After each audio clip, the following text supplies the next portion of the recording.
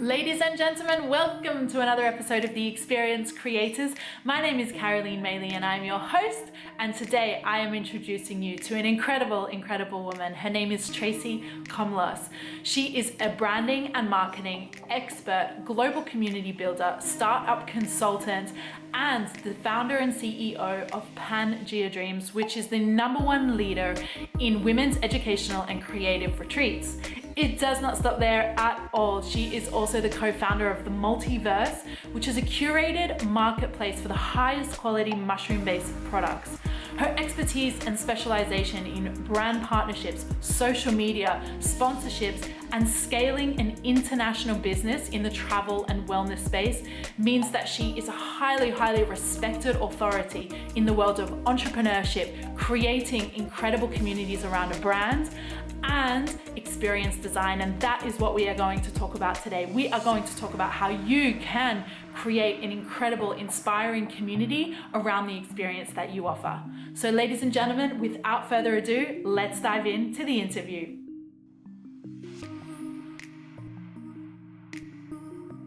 Tracy, welcome to the Experience Creators. It is an absolute pleasure to have you. I'm so excited for this interview. So welcome.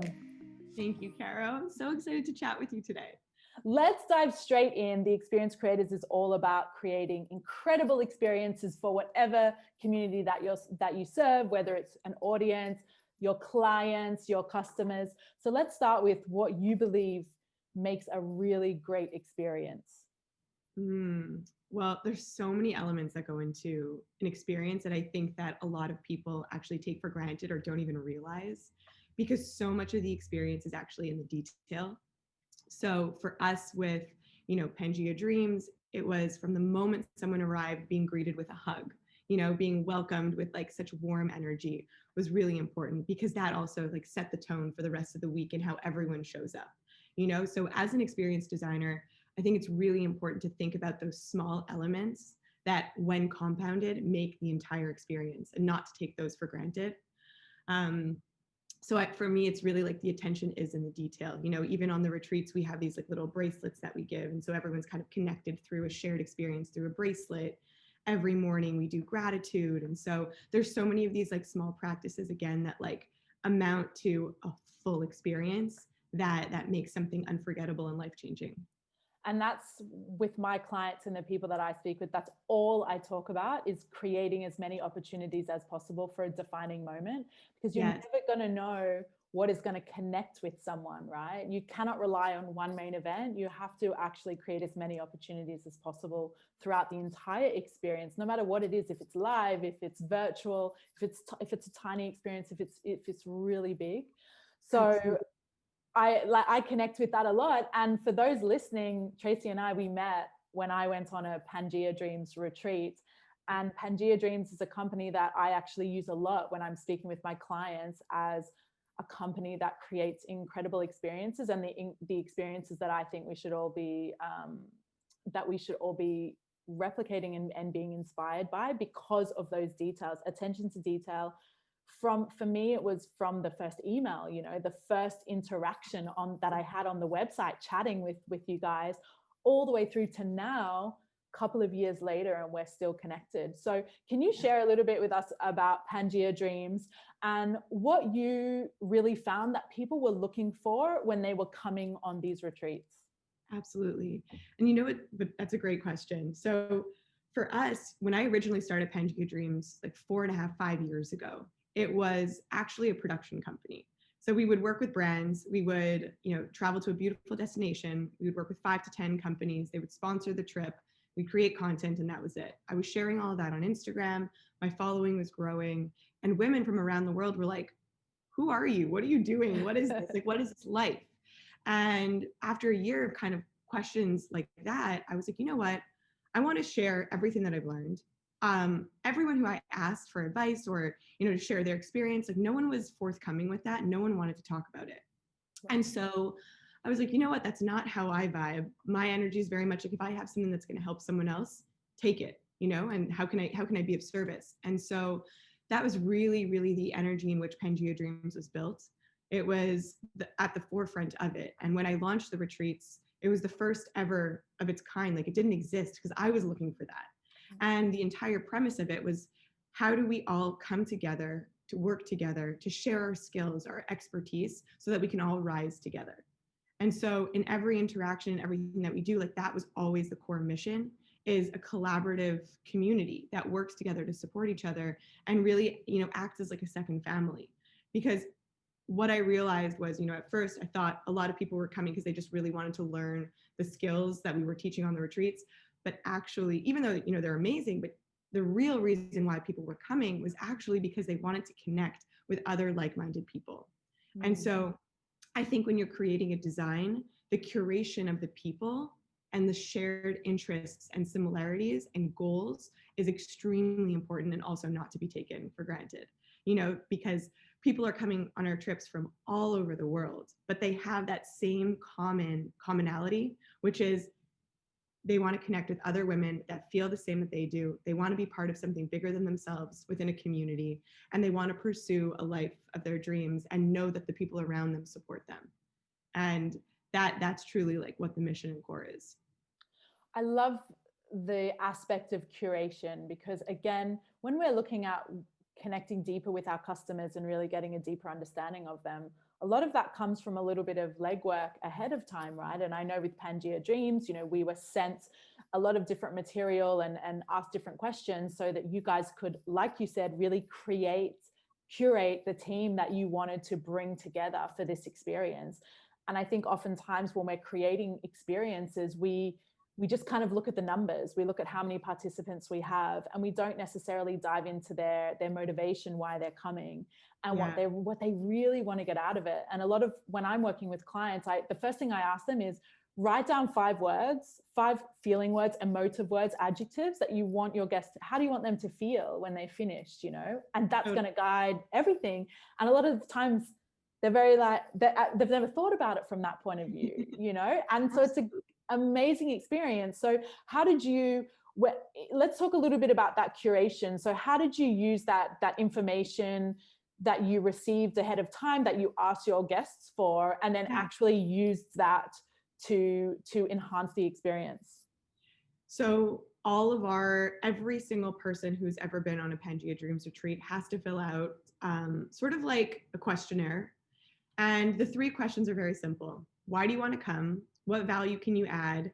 And what do you expect out of this experience? Right. And for us, that information is massive, because we can really truly see who's coming, for what reason, and if they are the right fit. If someone comes and writes, oh, I want to come because I'm so excited to, travel the destination and really sightsee the whole place, and I can't wait for all of that, then we get on a call with that person and we're like, hey, we just read through your questionnaire. We just want to make sure that expectations are aligned here, because we aren't, a tourism sort of travel company in that way. Like, if you want to tour Bali, go somewhere else. That's not us, because for a lot of the day, you're sitting actually in the hotel or in the villa, and we're doing workshops. So we do have, explore days, but that isn't the core premise of why we want people to come on the retreat. And so for us, aligning expectations is so crucial to creating an incredible experience. And then also, based on the answers that we receive from those questionnaires, we're able to see, like, okay, Caro, your goal is this. So in my mind, we've already studied everyone's questionnaires before everyone gets there, myself and the team, so that we know exactly how to curate the experience for you and have it be more personal as well. So that's, before every retreat, the team gets together, we read through all of the questionnaires. We also, that's how we match people in rooms. What's this person's interest? What's this person's interest? This person loves photography. They love taking photos, but this person really loves content creation and wants to be in photos. Amazing. That would be a perfect match for a roommate. So there's so much detail that goes into, like we said earlier, like, all of these details go into creating such a beautiful experience. But the way that we curate is we just really, really, truly understand who the person is beforehand, and that expectations are really aligned, so that we really eliminate the risk for disappointment when people are on the trip. And I think one of the first feelings that I'm sure anyone can attest to that have gone on a retreat is when I arrived, I already felt like we already knew each other and we were already friends.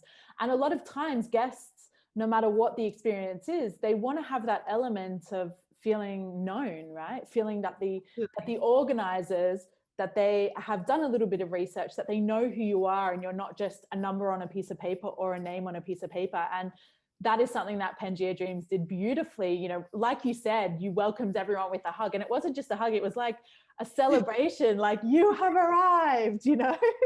And everyone was so excited, whereas we didn't really know each other yet. And I mean, to start an experience like that, it is the most incredible feeling. And I can imagine also for people that may have arrived and are quite nervous, that have traveled, maybe they've traveled. I remember someone in our group had never really traveled long distance before. So, you know, that those nerves, that anxiety about, oh my gosh, these people are coming. And then you're welcomed like, it's almost like a procession, you know?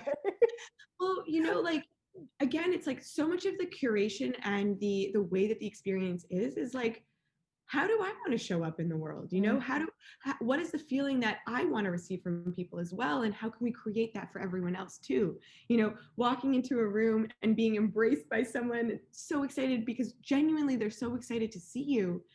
It just like alleviates that like layer of like, I guess like stress or any sort of anxiety. And it's like, oh, wait, like I could be here and like I'm welcome here. And again, it's like that's such a beautiful gift and feeling in order to like receive, especially as you're walking into a new experience, you know? And again, I've walked into so many experiences where that didn't happen. And I was like, oh, like I don't feel so good, you know? And so it's like, okay, well, how do we solve for that? Let's like be super excited when everyone comes because genuinely we love what we're doing so much.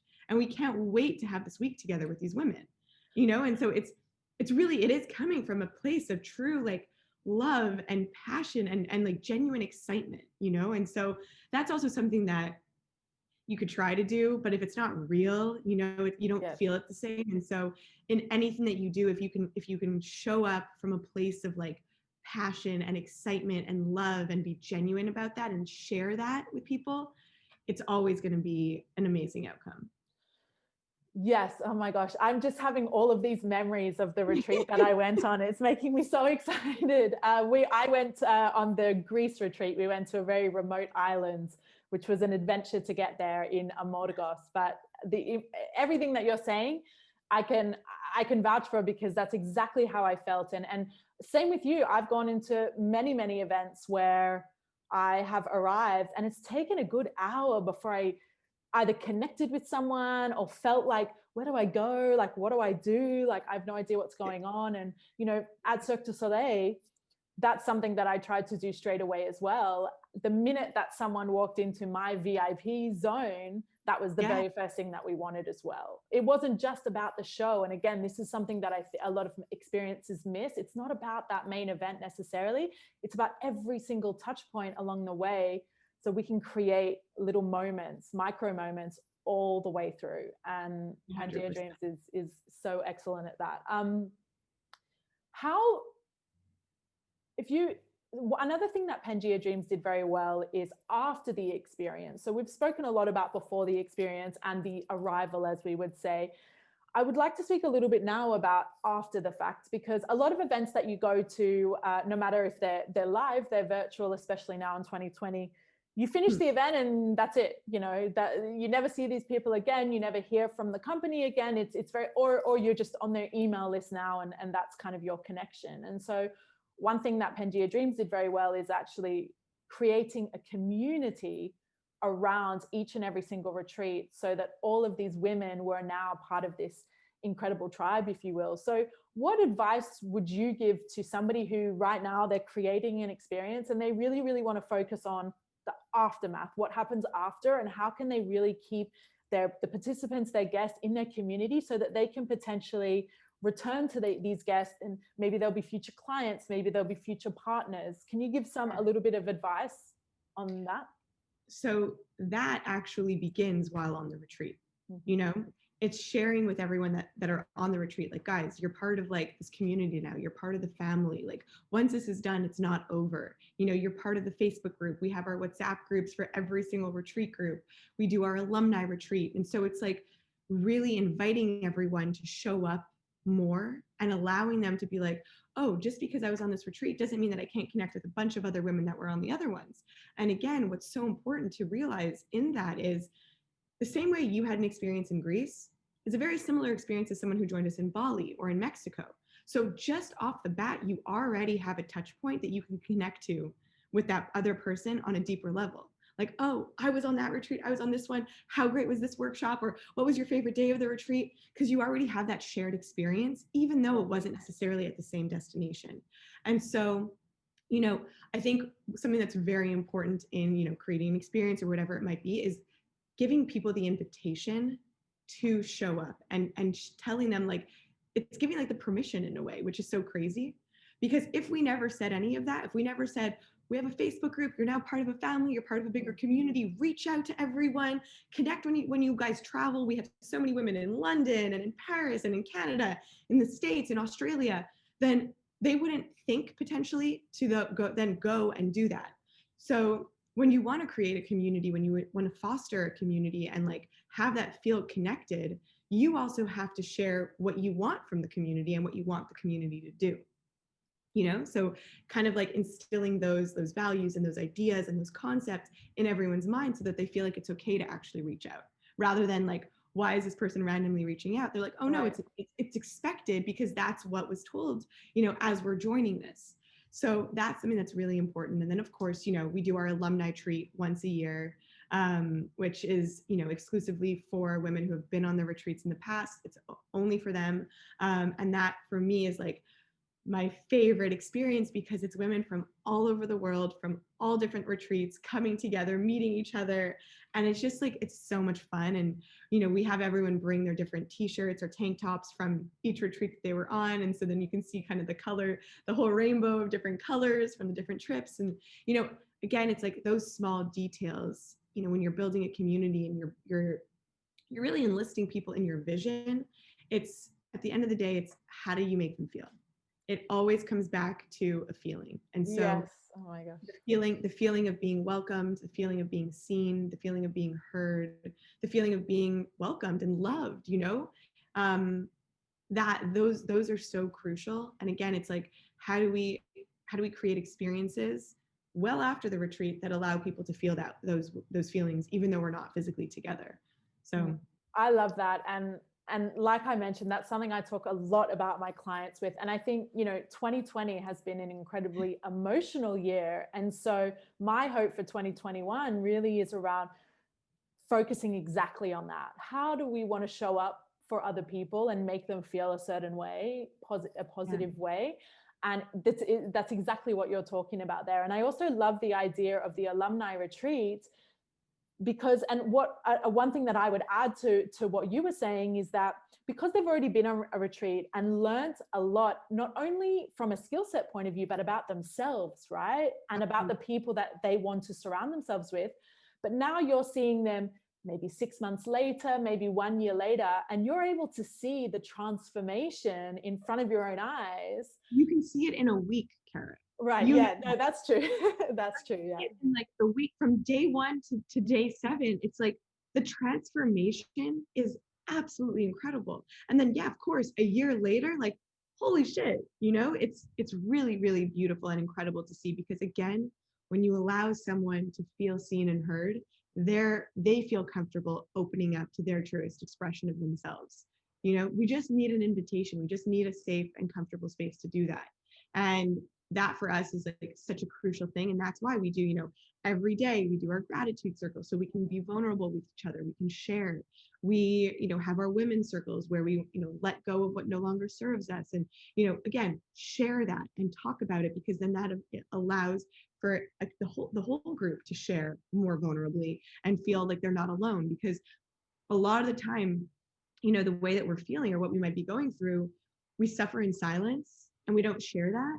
But the second you share it, you realize how not alone you are, and how pretty much almost everyone else is going through the same things or feeling the same things. And then you're like, wow, like I'm not crazy, and like this is so normal. And then that also allows for the healing to begin. Yeah. So it's just those little special moments that are extremely profound, that are truly life-changing. And I think also you touched on this, but having some very clear instruction as to how we'll go about this. Because like you said, until you actually give a very clear invite, for some people, they're not going to take those steps. So especially building that community after, that is an incredibly inspiring place where people want to connect, they want to stay connected, and they want to use those new contacts to help them in their lives and in their businesses. But it's very, very important. And I think a lot of experiences also lack in this area is being very clear with the instructions after the fact. It's not just about signing up for the email, right? It's really about having some very clear outlines as to what you can do after to remain connected to that community. Yeah, absolutely. So Pangea Dreams, an incredible company that produces the most incredible experiences, and I can vouch for it because I went on one, almost two retreats. I love you.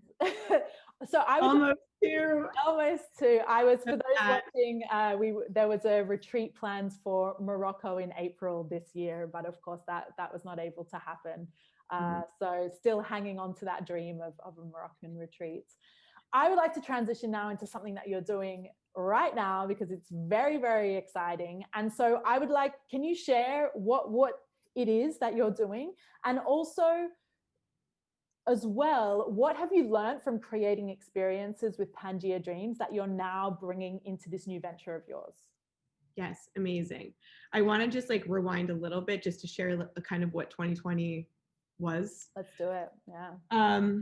So, we kicked off the year in January with an amazing alumni retreat in Palm Springs. A beautiful time, great. 2 months later, it comes March. We're getting ready for the first retreat of the first like official retreat of the year, which is Morocco, which you were going to join us on. We had 12 retreats planned for this year in places like Morocco, India, Bali, Mexico, Peru, all over. And COVID comes along, and basically, we had to cancel every single retreat for this year. We refunded everyone. We tried to get as much money back from the hotels and the airlines as we could, but overnight the business was gone, completely gone, taken away, shut down, had to let go of our small but mighty team. And what was really interesting about that experience was, not for a second did I feel sorry for myself. I built this company over the last like 5-6 years, and it was absolutely amazing. And based on like how you're sharing it and the passion that you're sharing and the amazing experience you've had, like it was my baby, and like so much love and energy went into that. But what I realized was there's nothing that was happening was in my control. I couldn't control COVID. I couldn't control the travel bans. I couldn't control, the flights canceling and just the hysteria that was going on. And what I realized in that moment was the only thing that I could control was the way that I respond to it. And I wanted to respond with the most integrity. And for me, that was doing all those things was, how do we show up for the community right now and be present? And so we did a lot of like Instagram lives, and we're talking a lot about the hot topics that were coming up throughout that time. We were present in newsletters, we were checking in on Facebook and all these things. And even now, like, the business is kind of like closed for now, but we're still active on Instagram. We're still trying to show up. But it allowed me, I guess, in that time to think about, well, if I'm not doing Pangea anymore, I identify so much of who I am with that. If I'm no longer doing that, then who am I? And so it really allowed me to take a moment to be really introspective and think about, well, who is Tracy, and what does Tracy represent, and what does Tracy support, and what am I passionate about? And that sort of like led me down the road of realizing, like, you can be whoever you want to be, and you're not tied to any idea or concept. Those are just ideas and concepts. And that was like a huge opportunity for like growth, and a big realization. And in doing that, my best friend Allie and I and our friend Brian started ideating on kind of like, what are we passionate about? What do we love? And that was health and wellness, and specifically in the mushroom space. And so we came together, the three of us, we're three co-founders, and we launched the Multiverse, which is the world's first curated mushroom marketplace for the highest quality functional mushroom products. So that's like, think like chaga, reishi, turkey tail, maitake, lion's mane, all those kind of functional mushrooms. And we sell that on the marketplace, which is awesome. So we're able to connect with all of these incredible companies that are doing amazing things. And then underneath that, we're launching our own consumer packaged good product, which is going to be a sublingual mouth spray. So you get your energy, your immunity, and your chill booster right away, grab and go, super easy. And that's called SuperMush. So we're really, really excited about that. We launched the marketplace in August, sort of like we're beta testing right now. And we're actually in formulation now to start producing our product. So that's going to take about 3 months, which we're really excited about. So exciting. And for anyone that's watching, definitely check the Multiverse out on Instagram. I will definitely link it up. But I have learned so much about mushrooms and the incredible medicinal qualities and health qualities through that platform. So I love what you're doing now. And it's, and I would also say that I really connect with you and resonate with what you were saying about 2020, because I went through a very similar experience where I came off 10 years at Cirque du Soleil. And now all of a sudden I felt like I could now create my own destiny in a way. However, there was many elements, like you mentioned, that were out of my control. So it was not going to be in a way that I probably would have thought of a year ago. But now I had that opportunity, like you said, to reflect and go, okay, what am I passionate about? Where's my skill set and expertise?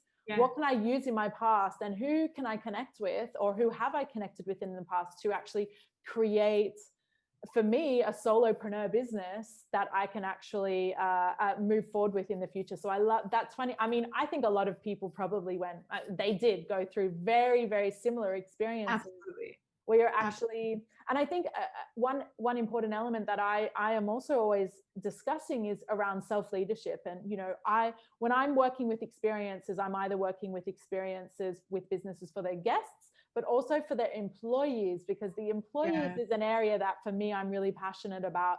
And again, it's like, as leaders, how can we show up as incredible leaders for ourselves on a daily basis? Because that will then leak over into everything that we're doing for, whether it's our team, our community, our customers, which is something you touched on before. Absolutely. And then to the last part of your question of like how I was going to ask you again. Sorry, it was a long question. But how we're going to foster community is very similar to like what we did with Pangea, and that's like where a big part of my expertise comes in. You know, we're not creating, like for SuperMush, we're not creating another product. We're creating a revolution. We're creating a movement. You know, it's less about the product and it's more about the feeling. And so the entire experience of SuperMush is really pulling on the inspiration, the free your mind, body, soul of the 60s and 70s. That's the energy of the brand. And it's going to be a very, very fun, inclusive product and brand. We're going to do a lot of like merch and swag, so people feel like they're part of something, again, that's bigger than themselves.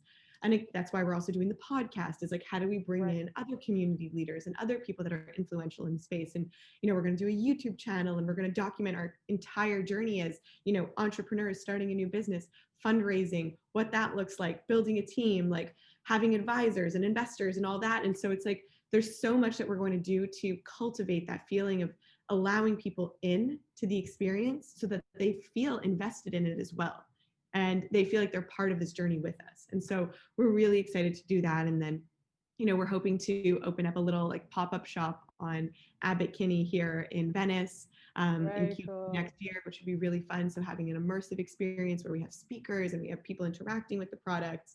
So there's a lot of really, really fun things in the works that we're very excited about. And the community building aspect is on the top of the main things that we're focusing on. Do you have any advice for, let's say that somebody had an experience that's been completely flattened by COVID, and now they're really working on connecting better with their community? Do you have some advice as to like, what are a couple of things that they can do, whether it's on social media, whether it's on email marketing, whether it's away from those two different modalities, in order to kind of get things started again and show that they're still here, that they still are waiting for guests, that they're still really passionate about their product, their service, their experience? I think honestly, vulnerability is everything. You know, as like a community leader, for you to show up to your community and be vulnerable and talk to your community, you know, as a human, like friend, like this is what we're going through, guys. This is how you can support us. This is, you know, what we're struggling with right now, or this is how I'm feeling. How are you guys feeling? You know, again, invite the opportunity for conversation, invite the opportunity for people to share. I think that's really important. But as a community leader, you have to set the tone for that. Right. You need to be the one that's going out there and pursuing that and creating that opportunity for the people within your community to be able to show up as well. So I would say, you know, if you feel comfortable, be vulnerable, share, ask for help, ask for what you need, allow them to ask for what they need, and see how we can potentially like work together, have an energy exchange of some sort, like whatever that is. It's like right now we know it's a tough time, but how can we come together right now to support? And then I think it's just about showing up. Like if you're posting on Instagram every day and, you know, now all of a sudden you just stop and you're not doing that anymore, like that's going to create a disconnect with the community. And if that's what you want to do, that's okay. But if you want to show up more, then like continue to be there.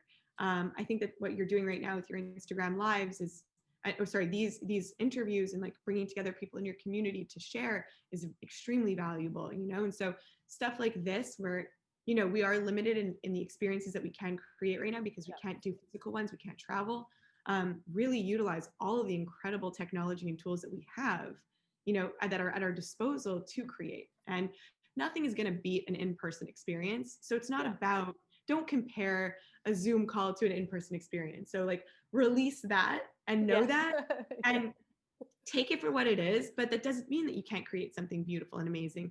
And I think that's something that's very important, is also asking your community, what do you want? How can I show up? What do you want from me? What can we do for you? You know, and so getting that feedback will also give you an idea of like how, again, you can serve right now. I'd just like to finish with, is there anything that we haven't discussed yet about creating incredible experiences that maybe you have on the tip of your tongue that you've learned through either Pangea Dreams or the multiverse that you can share with the audience? Yes. Actually, Allie, my best friend, business partner, we started a dinner series in New York and LA called Let's Mesh. And that was purely out of, again, passion and building community and bringing epic people together. Like that is the premise of it, is we were both meeting so many amazing people through meetings in New York and in Los Angeles. And we were like, how do we get these great humans together? Because when you bring amazing people together, magical things happen. And it's just like, it's a very curated dinner. We invite and we select who comes. We kind of have like a seating arrangement that we do. And like what's amazing about the dinner that we find that like no one else has done is we ask everyone before the dinner to submit a really funny or embarrassing story, something that they don't normally have the opportunity to share about themselves. And it's sort of like the anti-networking dinner, because when you come in, we ask everyone, don't share what you do. It's not about that. Sit at the table, get your food, and then we're going to go around and do storytelling. And so Allie and I will stand up and we'll read the facts. And so let's say I'll read one about Kara, like, but I don't say it's about you. I just read the fact. Everyone then like looks around the room. Who is that about? And then the person stands up and has an opportunity to share their story and be a storyteller. So that, again, in terms of feeling, they have the opportunity to be seen. They have the opportunity to be heard. They have the opportunity to share in laughter from the story. And then they also have the opportunity to be vulnerable. And so when you set that tone again, it's a beautiful thing, because once everyone's done the stories, everyone knows people in a very different way than had you just been like, hey, I'm Tracy and I'm the founder of this, you know? And so it creates, again, this shared experience of storytelling and laughter. And then you can connect so much deeper with people right away. And it's been such a beautiful experience to be able to witness and see and do. And like, it's just so much fun. And that's something that we purely do, again, is just like from a place of passion.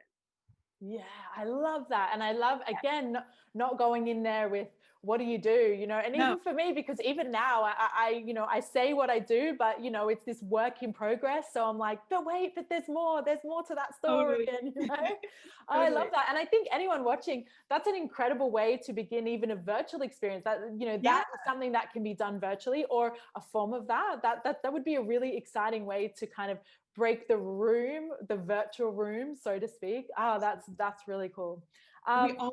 We always have like really fun questions and prompts also, so that we can go around. So like that kind of stuff that it's almost like again, we're creating the opportunity for people to share, and we're making it so easy because we're telling you exactly what to share. Yes. You know, because sometimes people feel like, oh, it's a whole new group of people, I don't know what to talk about, I'm not sure, like, but because we're like, well, we want to hear what like the craziest experience of 2020 was for you. Now everyone, let's talk about it, you know? And so then everyone has that opportunity to share, and then at the end of that, when dinner's over, you can go to that person and be like, what you said really resonated with me. Yeah. I want to hear more about that story. Like, I feel like I had a very similar experience. And so again, it's creating an opportunity for real conversations rather than the superficial transactional ones. Tracy, oh my goodness, what an incredible interview. Thank you so much. I've learned so much just chatting with you, so I know our audience will as well. So I wanted to say a huge thank you for creating an incredible company, Pangea Dreams, and now the Multiverse, and really being, for me, a thought leader and really at the forefront of what incredible experience can actually be. So thank you very much. And above all, thank you for being an incredible experience creator. Thank you, Caro. You're so sweet. It means so much to me. And I loved our conversation. So honored to be on this with you. Ladies and gentlemen, thank you so much for watching this episode of The Experience Creators. Both Tracy and myself hope that you enjoyed your time with us, that you have now some more tools at your disposal so that you can create a more transformational, more impactful, and more profitable experience in your brand. If you would like to join the Experience Creators community, the sign up link is in the description box below. And hey, don't forget to subscribe to the channel so that you are aware, that you know the next time an expert graces the Experience Creators stage. Just remember, everyone, that one great experience has the potential to change someone's world.